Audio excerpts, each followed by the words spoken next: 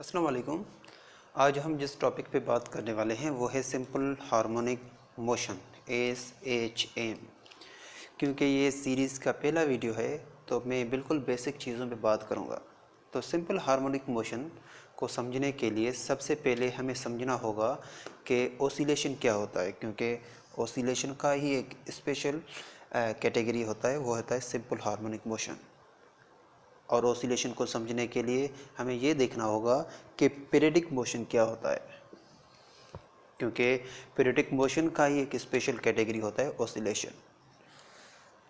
तो इस टॉपिक के हिसाब से हमने मोशन को दो कैटेगरीज में कैटेगराइज किया है। एक कहलाता है पीरियडिक मोशन, दूसरा कहलाता है नॉन पीरियडिक मोशन। अब मोशन को दो कैटेगरीज में कैटेगराइज किया हमने। अब पीरियडिक मोशन कौन से मोशन होते हैं? ऐसे मोशन जिसमें ऑब्जेक्ट अपनी मोशन रिपीट करे in equal interval of time, means जो टाइम लगे हर मोशन वो सेम लगे, तो ऐसे जो मोशन है वो कहलाएंगे periodic motion.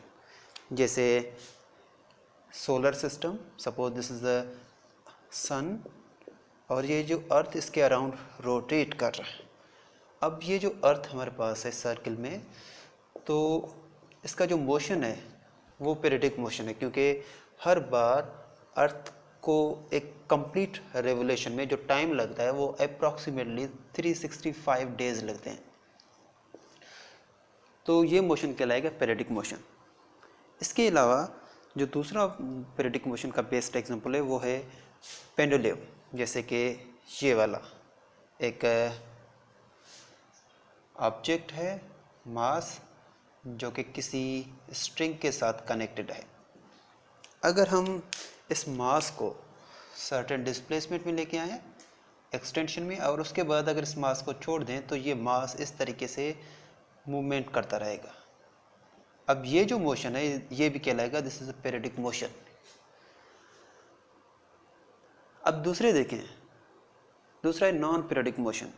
Non periodic motion ऐसे मोशन होते हैं जिनमें टाइम पीरियड जो है वो सेम नहीं होता ऑब्जेक्ट का, या ऑब्जेक्ट जो है वो इक्वल टाइम में अपनी मोशन को रिपीट नहीं करता होता। जैसे कि एक मास है, इस मास में अगर हम फोर्स अप्लाई करें तो ये मास थोड़ा डिस्टेंस कवर करके रेस्ट में आ जाएगा। तो ये बेस्ट एग्जांपल है नॉन पीरियडिक मोशन का। इसके अलावा दूसरा जो मिसाल है इसका वो है प्रोजेक्टाइल मोशन और प्रोजेक्टाइल मोशन। ये दोनों जो एग्जांपल हैं वो हैं नॉन पीरियडिक मोशन के। अगेन पीरियडिक मोशन को दो कैटेगरीज में कैटेगराइज किया गया है, एक है ओसिलेशन, दूसरा है नॉन ओसिलेटरी मोशन। ओसिलेशन को समझने के लिए हमें ये देखना होगा कि मीन पोजीशन क्या होता है। मीन पोजीशन, मीन पोजीशन वो पॉइंट होता है जिसमें ऑब्जेक्ट जो है टू एंड फ्रो या अप एंड डाउन मूवमेंट करने के बाद उसी पॉइंट में से क्रॉस हो।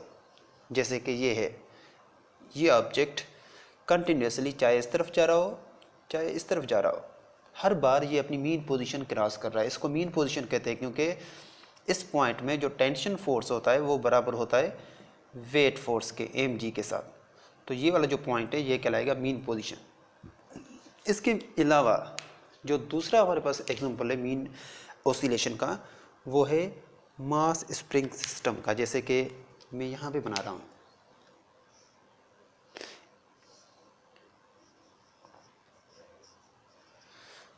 अब ये जो एक मास है जो कि किसी स्प्रिंग के साथ कनेक्टेड है, अगर इस मास में हम फोर्स अप्लाई करें तो ये इसका जो डिस्प्लेसमेंट है वो इंक्रीज़ होगा।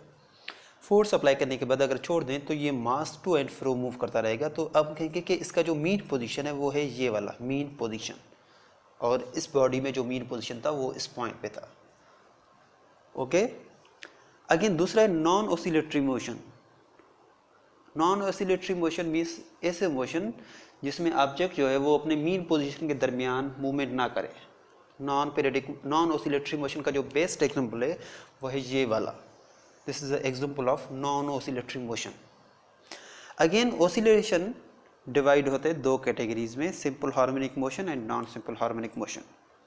अब ये जो वाला मिसाल जो हमने पढ़ा था ये वाला, ये एक बेस्ट एग्जांपल है सिंपल हार्मोनिक मोशन का, क्योंकि इस ऑब्जेक्ट में हम जितना भी फोर्स अप्लाई करें इसमें तो ये ऑब्जेक्ट उतना, उसकी जो डिस्प्लेसमेंट है वो उतना इंक्रीज होगा अंडर सर्टेन लिमिटेशन।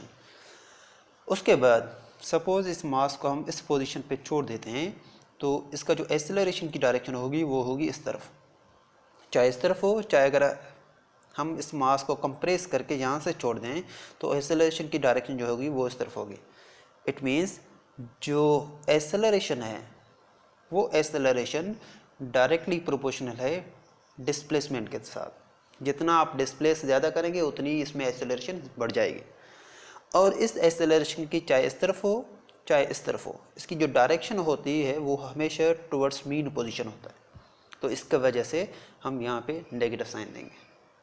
अब देखिए इसमें ओसिलेशन जो मैंने बताया था यहाँ पे, this is known as simple harmonic motion. अब आ रहे हैं ओसिलेशन में। ओसिलेशन को सम टाइम वाइब्रेशन भी कहा जाता है। वाइब्रेशन और ओसिलेशन में कोई खास डिफरेंस नहीं है, लेकिन हम समझने के लिए इन दोनों को अलग अलग नाम देते हैं। जब फ्रीक्वेंसी बहुत ज़्यादा हो, वेरी हाई, तो इस कंडीशन में जो भी ओसिलेशन होते हैं वो सारे ओसिलेशन कहलाते हैं वाइब्रेशन। ये सारे कहलाते हैं वाइब्रेशन। जैसे कि एक मोबाइल है, हम इसमें वाइब्रेशन लगा देते हैं। अब वाइब्रेशन इसको इसलिए कहते हैं क्योंकि मोबाइल में जो ओसिलेशन है वो बहुत ज़्यादा है, इसकी जो फ्रीक्वेंसी है वो बहुत हाई है। हाई फ्रीक्वेंसी होने की वजह से इस ओसिलेशन को कहा जाता है वाइब्रेशन।